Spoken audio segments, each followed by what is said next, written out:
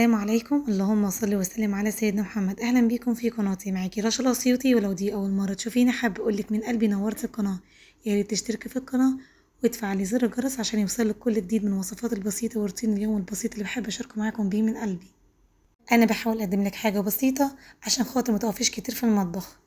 يا صباح الجمال على احلى الناس، يا صباح الورد والفل عليكم. النهارده وصفتنا بجد اسهل فرخه وبطاطس في الكيس الحراري، يعني اكله كامله متكامله، ولا غسيل حلال كتير ولا وقفه طويله في المطبخ. كل حاجه بتتحط مع بعض وتستوي لوحدها. ومش بس كده، كمان الريحه تجنن والتتبيله بسيطه والكيس بيحبس الطعم والريحه جوه البطاطس، وبتطلع معاكي طريه زي الزبده والصوص غرقان فيها. تعالى اقولك الوصفه ازاي والتتبيله ازاي، تابع معايا خطوه بخطوه.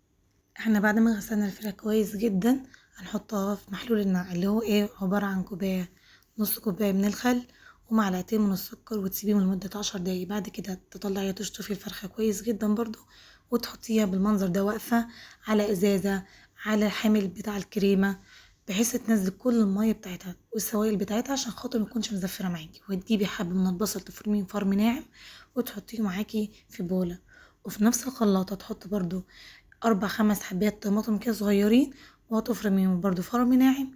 وهقولك هنعمل بيهم ايه، بس هنركنهم دول على جنب. هتجيبي بقى مع البصل معلقة من الثوم ومعلقتين كاري ومعلقة من الكزبرة وفلفل اسمر معلقة وملح حسب الرغبة بتاعتك. ده دبس الرمان بيخلي طعم الفراخ طرية جدا وناعمة وتحسيها مسكرة، فيها طعم كده تسكيرة كده خفيفة، بتبقى طعمها حلو. و3 معالق من الزيت هنضيفهم برضو، وهتحطي معلقتين من معجون الطماطم، لو مش متوفر عندك ممكن تستغنى عنها. بعد كده هنبكس كل ده ببعض. بس هضيف معاكم حاجة برضو، هضيف معاكم مكعب ماجي، لو حابة تمام مش حابة خلاص. وانا هنا حطيت معاكم معلقة من الطماطم اللي كنت فرماها، وهحط معاكم المكعب. انا كنت مقطعه الكبد والقوانص بس مش مصوراها معاكم هنا على الفيديو عشان ما يطولش معاكم. تبقى غسلها كويس جدا ومقطعها صغيره. بقى تجيبي حله بقى وتحطي فيها معلقه من السمن وتنزلي بيها بالقوانص بتاعتك، واول ما تاخد معاكي كده لون هتنزلي بالكبده اللي انت برضو مقطعاها تمام. بعد كده تقعد تشوحي فيهم لحد كده ما يبدا ياخد لون السوا، ان هو يعني يستوي هو مستواش. بعد كده تغطي لمده 5 دقايق على النار، وتكون غسل الرز كويس جدا وهتضيفيه معاهم.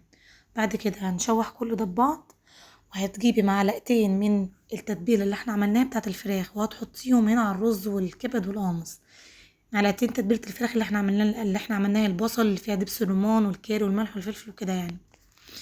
وهتنزلي بعد كده مع نص معلقه من الفلفل الاسمر ونص معلقه من الكاري والملح حسب الرغبه. وهتقلبي كل ده ببعض بحيث كل حبايه من الرز شاربه من التتبيله اللي احنا عملناها. انا كنت حاطه ميه بتغلي على البراد واضيف الميه السخنه معاكم على الرز. لو الرز الميه بتاعته كترت معاكي بتشيل الغطا من عليها فالبخار بتاعها بيطلع، ومش بتشرب الميه كلها اللي انت حطيتيها او السوائل كلها. وبعد كده هتجيبي طبق وهتحطي فيه الرز وتسيبيه يبرد عشان تعرفي تحشي بيه الفرخه. وهجيب معاكم 4 كده حبات من البطاطس وهقطعهم معاكم. البطاطس قطعها هيبقى كبير مش صغير عشان خاطر لما تدخل معاكي الفرن ما تتهرش معاكي. تمام، ان هي الفرخه وزنها 2 كيلو ونص، فهتاخد معاكي ساعتين الا ربع في الفرن. انا هنا شلت نص التتبيله وهقول لكم هضيفها فين بالظبط. بعد كده هحط التتبيله كلها في الفرخه من جوه ومن بره وتحت الجلد، وتدخلي التتبيله في كل حته الفرخه، ما تسيبيش حته ما تكونش فيها التتبيله. وتقعدي كده تدلكيها تعمليها مساج وتدلعيها. طب كل ما تدلعيها اكتر كل ما يكون طعمها احلى. انا بحاول على قد ما اقدر اخلي كل جزء في الفرخه تكون شاربه التتبيله بتاعتها كلها. وهدعك برضو معاكم ظهر الفرخه من ورا والاجنحه وكله كل حاجه. انا هنا الاجنحه بتاعتها برفعها على ظهرها من ورا عشان خاطر منظر الفرخه لما احطها في الفرن تبقى معايا حلوه. شايفين المنظر ازاي بتبقى كده. وهتسيبيها في التتبيله دي لمده ربع ساعه. لو ما عندكيش وقت تدخليها عادي الفرن على طول، طبعا كل ما تسيبيها اكتر كل ما طعمها والتتبيله تشرب منها. طب انا ما عنديش وقت وجايه مستعجله وعايزه اعمل اكل بسرعه، مفيش اي مشاكل، اعمليها عادي. وبعد كده هنبدا نحشي الفرخه. بس هنا في الحشو هنعمل ايه، احنا مش هنحشي تحت جلد الفرخه عشان خاطر ما تفرقعش معاكي. تمام، هتحشيها بس تحشي بطنها بس، والرز يطلع معاكي طعمه مفلفل ومش معجن خالص. وهقولك دلوقتي هنعمل ايه. دلوقتي انا معاكم هوريكم الكيس الحراري اللي انا استخدمته.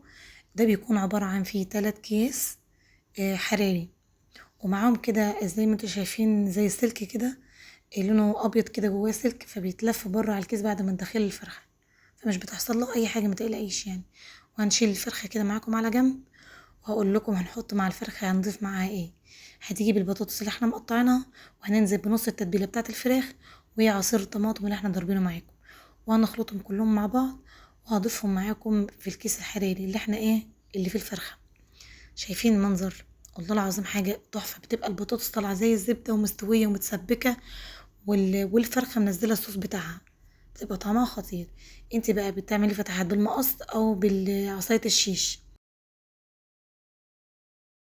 وعلى البوتاجاز بس اللي هنعمله شوية رز بشعرية بس. يعني انت الفرخة معاكي في الفرن وزن الفرخة 2 كيلو ونص، هتاخد معاكي ساعتين الا ربع، هتبقى طعم الفرخة طعمها تحفة ومستوية.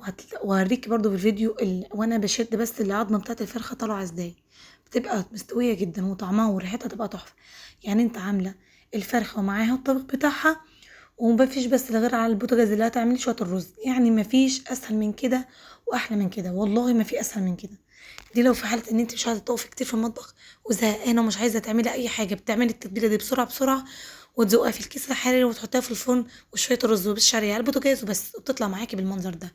لو وصلت معايا لحد هنا متنسيش تعملي لايك واشتراك في القناه وتفعلي زر الجرس عشان نشوف بعض تاني ان شاء الله. متبخليش عليا بالكومنت الحلو زيك. تعالوا بقى نشوف الفرخه الجامده دي لونها حلو كده ازاي. انا فتحت عليها الشوايه اخر نص ساعه، هتطلع معاكي باللون ده، مش محتاجه تحمريها على الزيت ولا اي حاجه. شايفين شكل البطاطس متسبك ازاي؟ البطاطس بتتكلم عن نفسها، ومنظر الفرخه بصراحه تحفه.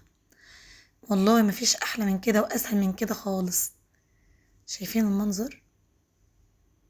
ادي صوص البطاطس، بصي صوص البطاطس عامل ازاي. تعالى اوريكم الرز من جوه مفلفل ازاي والفرخه طالعه مستويه جدا. تعالى اوريكم وانا بقطع الفرخه من جوه شكلها مستوي ازاي. ما تنسيش تعملي اللايك والاشتراك عشان اشوفك تاني ان شاء الله. ومع السلامه، اشوفك ان شاء الله على خير الحلقه الجايه. باي.